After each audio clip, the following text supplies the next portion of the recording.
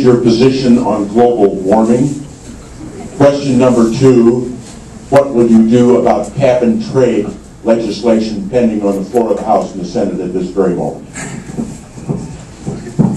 Very short, sweet, to the point. Thank you, Mr. Johnson.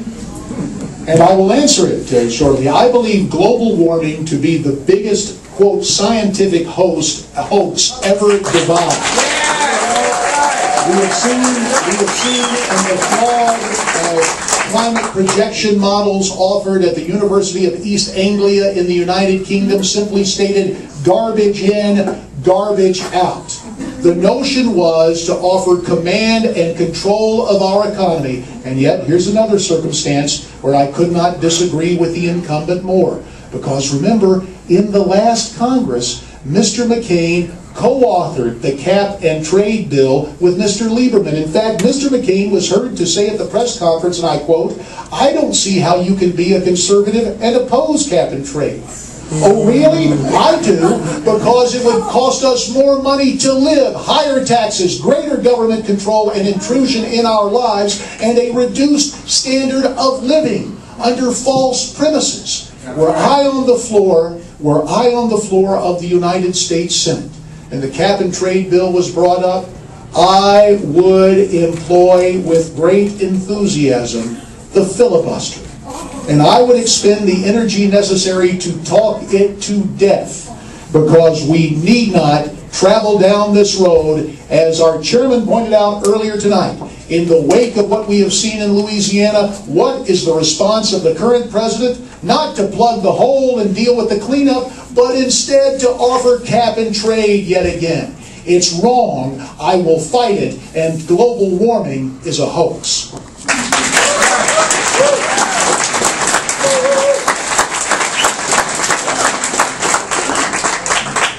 You know, it's hard for me to answer this without saying both of them did it.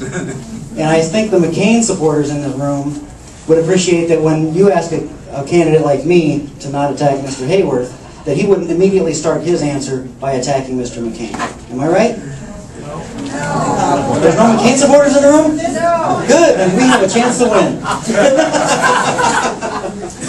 Both of my opponents in the 2005 H.R. 6, the energy bill, they both voted for it. And I'm going to read it because I don't like it when I mess things up. Section 752, mobile emissions reductions, trading, and crediting.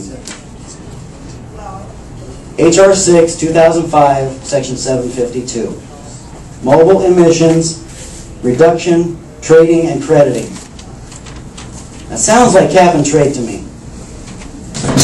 So don't just listen to the talking points that they've listened to the Tea Parties. Go look at their voting records. They both voted for it.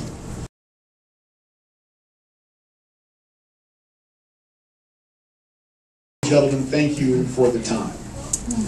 And I thought it was especially insightful that Mr. Deacon read the title of a provision but didn't go in depth.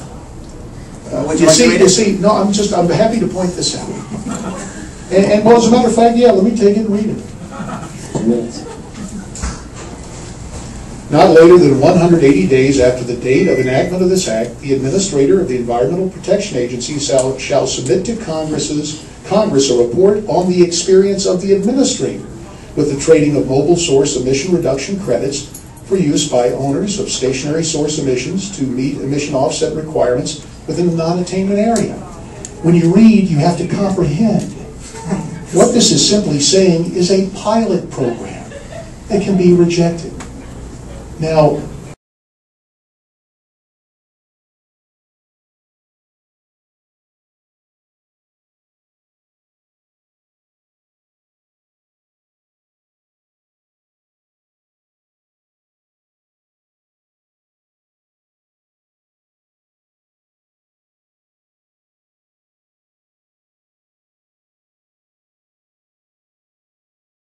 to learn more or to donate, visit jimdeakin.com. JIMD as in David, EAKIN.com. Paid for by Jim Deacon for Senate. My name is Jim Deacon, and I approve this message.